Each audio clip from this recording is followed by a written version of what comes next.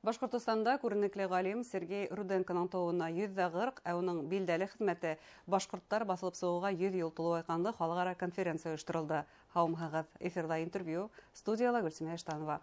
Программабыздың кунагы Башкортостан күсемһез мирас кумартыларын хаклау һәм файдалану буенча гыйльми итештерү үзәге итәкчесе Данир Гайнуллин. Һаумһагыз. Данир Ахмедович, шулай итеп, зур конференция булып үтте республикала, ул халыкара кимәлдә каяктан кунактар кабул иттегез? Безнең 150-гә якын галим сыгыш яһаны был конференцияла Рәсәйнең төрле төбәкләреннән, Владивостоктан алып Калининградка тиклем, Мәскәү, Санкт-Петербург, Казан, Силәбе калаларынан, сетилләрдән Казакстан, Кыргызстан, Германия, Кытай республикаһынан, Ирандан галимдәр килде. Ягъни фән өчен сектор юк? Фән өчен сектор юк һәм гомумән тарих фән өчен бөтенләй сектор юк. Бердәм тарихи киңлек дип әйтергә мөмкин. Бердәм тарихи Евразия киңлектәре ул бердәм киңлек һәм галимнәрнең кызыксынуы, шөгыльләнүе ул беркайчан да өзелмәй, гыйльми нидер бәйләнешләр ул һәрвакыт дәвам итә. Ниндидер сәяси ситуацияларга карамай ул дәвам итә димәк. Нинди фикерләр әйтелде галимнәр тарафыннан? Беренчедән был зур конференция Руденконың тарихи фәнни мирасына арналган, уның эшләренә бик зур баһа бирелде. Ул бит инде этнограф буларак та, археолог буларак та бик танылган галим. Башкортстанда башкорт халкының тарихын өйрәнеп, Алтай халыкларының тарихын өйрәнеп, археология буенча күп эш эшләгән кеше һәм уның мирасы әле бүгендә әле өйрәнелеп бетелмәгән, уның хәтта архивтары ла әле өйрәнелеп бетелмәгән. Тулынса басылмаган димәк. Тулынса басылып бетелмәгән. Шуңа күрә без Санкт-Петербургтагы материал культура институты белән бергәләп, ошо Сергей Иванович Руденконың мирасын, фәнни мирасын бергәләшеп өйрәнергә булдык. Уны цифрга күчереп, киләсәктә тагыла күп материалларын, безнең Башкортстан халкына, Волга-Урал буе халыкларына арналган материалларын тагыла нәйтергә, дөньяга чыгарырга мөмкинчелекләр бар дигән фикергә килдек. Димәк, Башкортстанга кагылышлы барлык материаллар да әле басылып чыкмаган дип әйтергә мөмкин. Ул бит көзөмтәле ни булган, галим булган, 20 бат башында ук эшләгән һәм зур эшнең бер хөдемтәһе булып 1925 елда зур монография башкортлар дигән килеп чыккан һәм менә шунда ул гомумән галимнәр алар теге төпле эштәләр әз генә материалны кертә ала китапка, яйган материалы күп була, күбрәк була һәм менә шул зур күләмдә лә тагын өйрәнәһе бар. Кызык сынапта көтеп калабыз бундай эшләрдә. Ул гомумән фән өчендә һәм ябай гына кулланусы өчендә кызыклы булыр ине китап төсләре өчен. Икенчедән тагыла был конференцияла безнең Евразия күчмә халыклары музееның проектын тагыла презентовать иттек. Безнең архитектор Рөстәм Алибаев уның концепция турында һөйләне һәм күрһәттек нисек итеп проект эшләренең финалга барып җитү турында һәм бөтә менә Россиядән килгән, Бөтелдән килгән кунакларыбыз, галимнәребезнең фикеренчә проект ысынлап та бик кызыклы. Беренчедән ул Евразия киңлекләрен, ошо Россия киңлекләрен бердәм өйрәнеп, уларны бик кызыклы нидән күрһәтү, музейда күрһәтү үзе бер яхшы күренеш һәм әлеге вакытта ситтән булган безгә күп кенә ошо каршылыктарды итә алып, Россия территорияның бердәм һәм илектән борын-борындан бер бүтән булып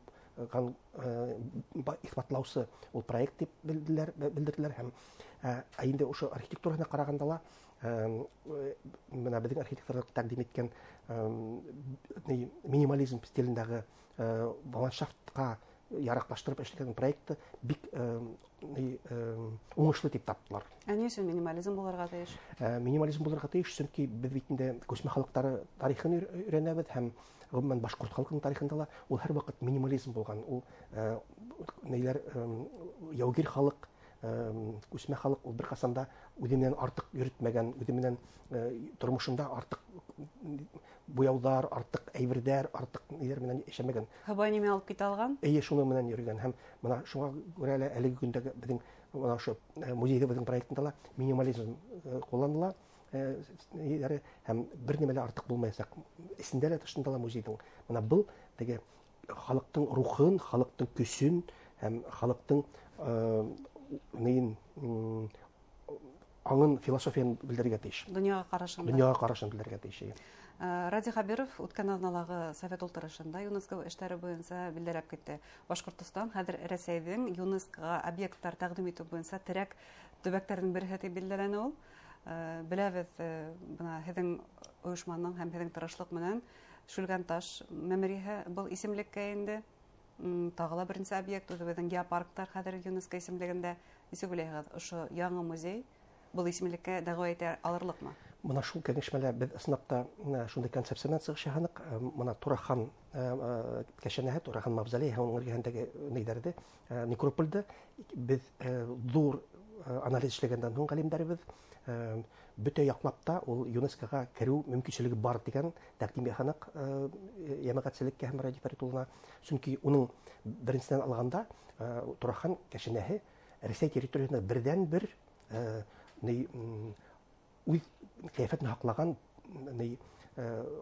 мавзолей. Ул бер ҡасында емерелмәгән, реставрация һалмаған, 700 йыл элек нисек төҙөлгән, шул һаҡланған, 70-нче йылдарҙа реставрация эшләнгән, тик бик һаҡлы рәүештә һәм уның рәүеше үҙгәрелмәгән. Шул яҡтан уның подлинность дигән ЮНЕСКОға бер ни бар, талап бар, ана шуға яуап бирә. Сөнки бүтән нигә кертелгән ЮНЕСКО кертелгән мавзолейлар, улар бөтәһе нигеҙҙәренән киренән реставрация эшләнеп, реконструкция тергеҙелгән. Был 700 йыл элек нисек төҙөлгән шул ҡиәфәтендә һаҡланған уникаль объект, архитектура объекты. Икенсенән, уның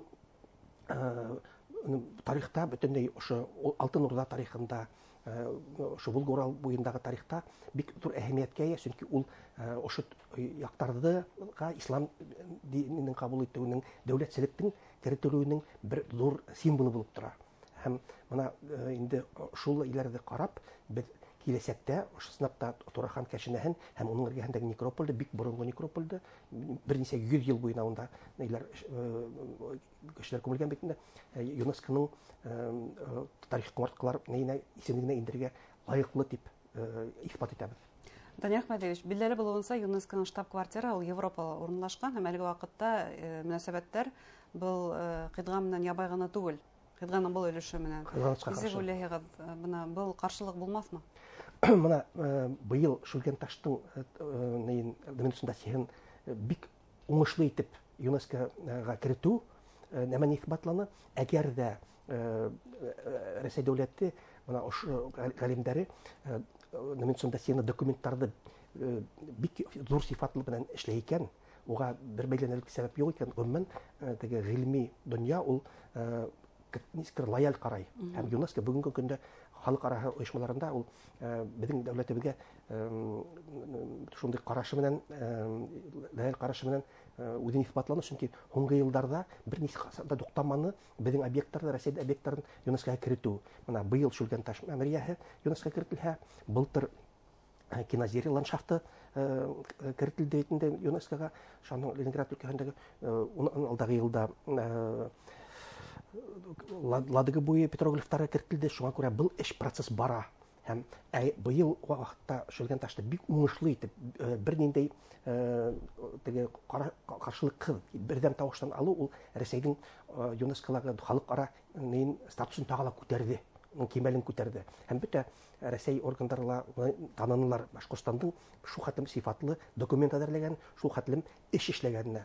Шуңа күрә, әгәр ҙә сифатлы итеп документацияны әҙерләп, эшләрҙе эшләп башҡарғанда, был эште дауам итергә була. Әйткәндә, бына хәҙер Өфө университетында махсус кафедра булдырылды, ошо йүнәлештә белгестәр әҙерләү буйынса һәм әйтеп үтеүебеҙсә бер нисә объектыбыҙ ЮНЕСКО исемлегенә инде, геопарктарыбыҙҙы ла иҫәпкә алған саҡта. Һәм был үҙенә күрә үҙебеҙҙең белгестәребеҙҙе әҙерләү мәктәбе лә. Ул белгестәрҙе әҙерләү мәктәбе лә һәм мына ошолай ҙур проекттар эшләгәндә күп йәш ғалимдар йәлеп ителә бындай эшкә. Бына беҙ ошо проекттар эшләгәндә яңы күп кенә йәш архитекторҙарыбыҙҙы йәлеп иттек. Улар бына хәҙер яҡшы проекттар эшләй башланылар. Салауат Юлаев премия лауреаттары. Салауат Юлаев премия лауреаттары бит инде. Һәйбәт дизайнерҙар, һәйбәт тарихсылар, һәйбәт археологтар үҫтерҙек. Цифрлы технологиялар менән эшләгән йәш ғалимдарҙы үҫтерҙек. Һәм бына ошо проекттар тормошҡа ашҡанда да шул хәтлем ҙур команда барлыҡҡа килде. Һәм ул егәрле, эште яратҡан, маҡсатты ҡуйып һәм уға бара белгән галимдерден торган төркемдер барлыкка килде һәм был тагыла бер ние зур эштәр, зур шәхестәр һәм зур галимдер тәрбияләй. Беренчедән, инде бына шу ЮНЕСКО кафедраһы булу, бына шу төрле ниләрнең гыйльми ниләрнең үдәкләрнең эшләве, ул нидән Башкортстанның һәм Рәсәйнең дөнья кимәлендәге нейин күтәрә, кимәлен күтәрә.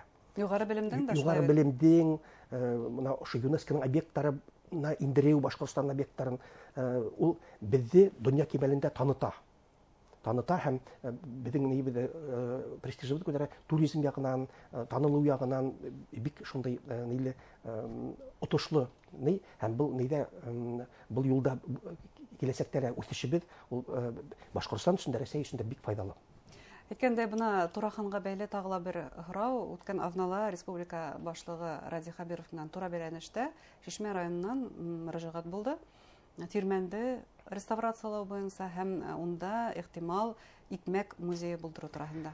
Караш. Был шунда без эшләйбез, чөнки бына ошо Шишмә районында эшләп башлагач без уга игътибар иткәнбез, чөнки Бушмарин тирмәне бик кызыклы объект. Ул агастан төзелгән 2 этажлы музей һәм тирмән һәм Һез уны хәзер үк музей итеп күрәһегез. Бидән музей итеп күрәбез, әле үк музей итеп күрәбез. Һәм бик кызыклы объект. Бында без Мәскәү архитекторларын, яшь архитекторларын ялеп иттек. Мәскәүдән высшая школа архитектурынан 14 яшь архитектор үзләренең итәкчеләре белән быел күз килеп, ошонда булып Бушмаринда тирмәнендә һәм музейында дип әйттем килә. Тирмәндә уга яңа концепция әзерләйләр, уның проектын әзерләйләр. Уны ничек итеп туристик кызыклы объект эшләү буенча. Һәм менә ошо яшь архитекторларның эшен мин адактан уйлыйм инде киләсәктә музей эшләгәндә без кулланырбыз дип. Чөнки безгә лә яшь, амбициялы теге энергиялар ташып торган архитекторларның фикере кирәк, яңа фикерләр кирәк. Чөнки бик уникаль объект һәм Турахан музейын эшләйбез икән, без уның ягында тагыла яңа объекттар төзергә тырышырга тиеш. Яңа туристик маршрут булдырырбыз. Яңа туристик маршруттар булырга тиеш. Кеше килгәс шул ирәгә тагыла бер ничә объектты күреп, көне буе кызыкынып йөреп кайтырга тиеш. Һәм менә был да киләсәктәге бик перспектив төбәккә әйләнәчәк.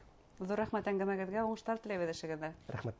Хөрмәтле тамашачылар, Башкортстан күсемһеҙ мираҫ ҡомартҡыларын һаҡлау һәм файдаланыу буйынса ғилми етештереү үҙәге етәксеһе Данир Ғәйнуллина һөйләштек. Иғтибарығыҙға ҙур рәхмәт.